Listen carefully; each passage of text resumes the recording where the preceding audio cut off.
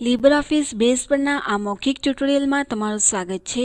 Form બદલવા પરના આ ટ્યુટોરીયલમાં આપણે ફોર્મમાં ડેટા કેવી રીતે દાખલ કરવું અને ફોર્મ કેવી રીતે બદલવું તે શીખીશું. આગળના ટ્યુટોરીયલમાં આપણે લીબરઓફિસ બેઝની મદદથી ફોર્મ બનાવતા શીખ્યા. આપણે આપણા લાઇબ્રેરી ડેટાબેઝના ઉદાહરણમાં એક સરળ પુસ્તકો ડેટા એન્ટ્રીનું ફોર્મ બનાવ્યું છે. ચાલો જોઈએ કે આ ફોર્મનો ઉપયોગ કરીને બુક્સ કોષ્ટકમાં આપણે કેવી રીતે ડેટા દાખલ કરી શકીએ. ચાલો પ્રથમ લીબરઓફિસ બેઝ પ્રોગ્રામ જો પહેલેથી ખુલેલ ન હોય તો તે ખોલીએ અને આપણો લાઇબ્રેરી ડેટાબેઝ ખોલીએ. જો બેઝ પહેલેથી જ ખુલેલ હોય તો આપણે અહીં ફાઇલ મેનુ અંદર ઓપન ઉપર ક્લિક કરીને લાઇબ્રેરી ડેટાબેઝ ખોલી શકીએ છીએ અથવા ફાઇલ મેનુ અંદર રિસેન્ટ ડોક્યુમેન્ટ્સ પર ક્લિક કરીને કરી શકો છો. હવે આપણે લાઇબ્રેરી ડેટાબેઝમાં છીએ. ચાલો ડાબી તકતી પર ડેટાબેઝ યાદીમાં ફોર્મ ચિહ્ન પર ક્લિક કરીએ. નોંધ લો કે આ ફોર્મ હેઠળ બુક્સ ડેટા એન્ટ્રી ફોર્મ આ વિન્ડોમાં કેન્દ્રમાં પ્રકાશિત કરવામાં આવે છે. ચાલો આ ફોર્મ નામ પર જમણું ક્લિક કરીએ અને ઓપન પર ક્લિક કરીએ. હવે આપણે વાદળી બેકગ્રાઉન્ડ સાથેની નવી વિન્ડો જોઈએ છીએ જેમાં બુક્સ કોષ્ટકોના ફીલ્ડોને અનુરૂપ લેબલો અને લખાણ બોક્સો છે.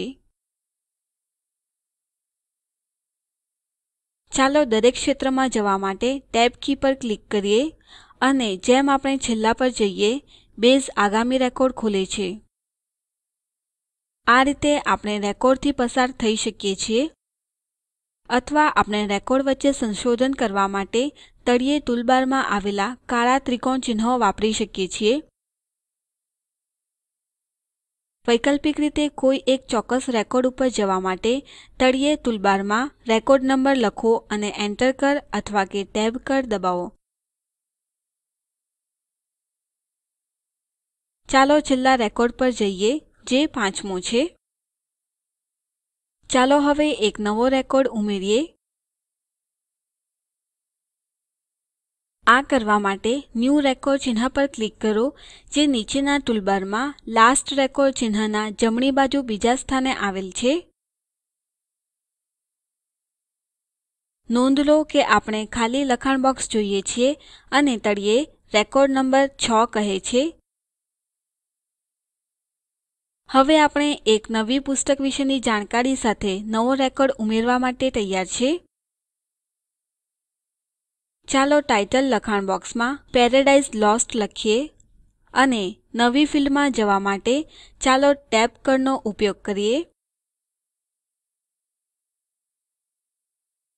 ચાલો ઓથર સામે જ્હોન મિલ્ટન લખીએ. પબ્લિશર યર સામે 1975 લખીએ. પબ્લિશર સામે ઓક્સફોર્ડ લખીએ અને પ્રાઇસ સામે 200 લખીએ. ત્યાં આપણે બુક્સ ડેટા એન્ટ્રી ફોર્મના ઉપયોગથી બુક્સ કોષ્ટકમાં એક નવો રેકોર્ડ દાખલ કર્યો છે. આપણે આ વિન્ડો બંધ કરીશું. આપણે આ રીતે વધુ રેકોર્ડ અથવા ડેટા ઉમેરી શકીએ છીએ. ચાલો જોઈએ કે બેઝે આપણે હમણાં જ દાખલ કરેલા છેલ્લા રેકોર્ડ સાથે બુક્સ કોષ્ટક સુધારેલ છે કે નહીં. આ માટે લીબરઓફિસ બેઝની મુખ્ય વિન્ડોમાં જમણી તકતી પર બુક્સ કોષ્ટક પર 2 વખત ક્લિક કરો. નવા રેકોર્ડની નોંધ લો જે આપણે ફોર્મ મારફતે અહીં ઉમેરેલ છે. ઠીક છે, આપણે હવે આ વિન્ડો બંધ કરીશું. આગળ ચાલો જાણીએ કે આપણા ફોર્મમાં સરળ ફેરફારો કેવી રીતે કરવા. આપણે ડાબી તકતી પર ડેટાબેઝ યાદીમાં ફોર્મ ચિહ્ન પર ક્લિક કરીશું. બુક્સ ડેટા એન્ટ્રી ફોર્મને બદલવા માટે તેના પર જમણું ક્લિક કરી અને પછી એડિટ પસંદ કરી તેને ખોલો. એક પરિચિત વિન્ડો હવે ખુલે છે. સિવાય જો તમે લેબલ ટાઇટલ પર ક્લિક કરો તો તમે ઘણા નાના લીલા બોક્સ લેબલ અને લખાણ બોક્સ સાથે બંધાયેલ દેખાશે. આનો અર્થ એ થાય છે કે આપણે ફોર્મ ડિઝાઇન વિન્ડોમાં છીએ અને આપણે ફોર્મનો દેખાવ અને સ્વરૂપ અને તેના તત્વો તેમજ તેના કાર્યો બદલી શકીએ છીએ.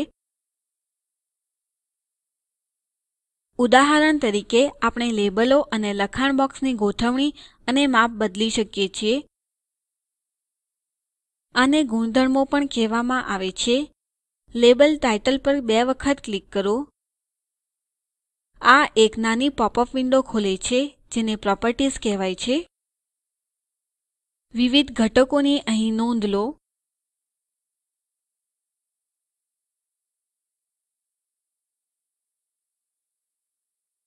હવે ચાલો લેબલ ઓથોર પર ક્લિક કરીએ. નોંધ લો કે પ્રોપર્ટીઝ વિન્ડો રિફ્રેશ થાય છે અને લેબલ ઓથોરના ગુણધર્મો બતાવે છે.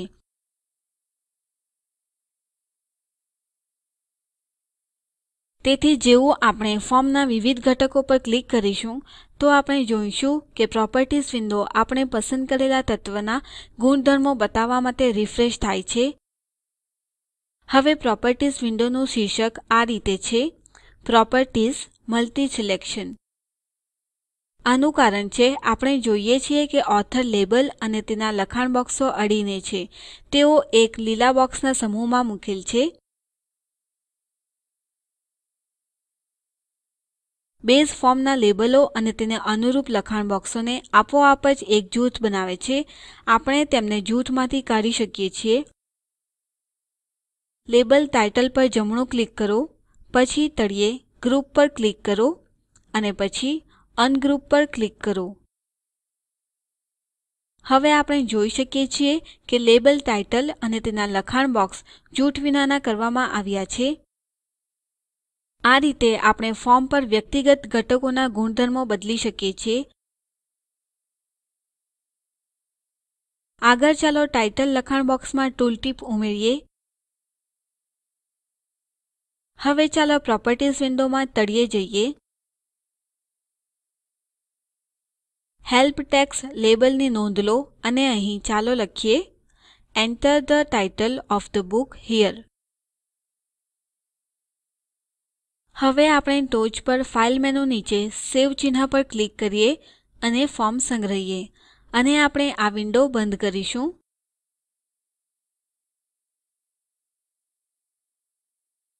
ચાલો હવે જોઈએ આપણે કરેલ સુધારા પછી આપણું ફોર્મ કેવું દેખાય છે.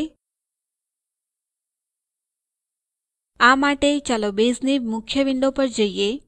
ડાબી પેનલ પર ફોર્મ ચિહ્ન પર ક્લિક કરીએ અને જમણી તકતી પર બુક્સ દાતા એન્ટ્રી ફોર્મ પર ક્લિક કરીએ. ચાલો ટાઇટલ લેબલ અથવા લખાણ બોક્સ પર માઉસ નિર્દેશ કરીએ. નોંધ લો કે ટૂલટીપ દેખાય છે Enter the title of the book here. તેથી હવે આપણે શીખ્યા કેવી રીતે આપણા ફોર્મમાં સરળ ફેરફારો કરવા. આપણે ફોર્મમાં વધુ ફેરફારો કેવી રીતે કરવા તે બેઝ ટ્યુટોરીયલના આગળના ભાગમાં જોઈશું. અહીં અસાઇનમેન્ટ છે. મેમ્બર્સ કોષ્ટક માટે સરળ ફોર્મ બનાવો. અહીં લીબરઓફીસ બેઝમાં ફોર્મ બદલવા પરના આ મૌખિક ટ્યુટોરીયલ સમાપ્ત થાય છે. સારાંશ માટે આપણે શીખ્યા ફોર્મમાં ડેટા કેવી રીતે દાખલ કરવું અને ફોર્મ કેવી રીતે બદલવું. મૌખિક ટ્યુટોરીયલ યોજના એ ટોક ટુ અ ટીચર યોજનાનો ભાગ છે જે આઇસીટી એમએચઆરડી ભારત સરકાર દ્વારા શિક્ષણ પર નેશનલ મિશન દ્વારા આધારભૂત છે. આ યોજના spoken-tutorial.org દ્વારા સંકલન થાય છે. આ ઉપર વધુ માહિતી spoken-tutorial.org/nmeict-intro ઉપર ઉપલબ્ધ છે. આઈઆઈટી બોમ્બે તરફથી ભાષાંતર અને રેકોર્ડિંગ કરનાર હું કૃપાલી પરમાર વિદાય લઉં છું. જોડાવા બદલ આભાર.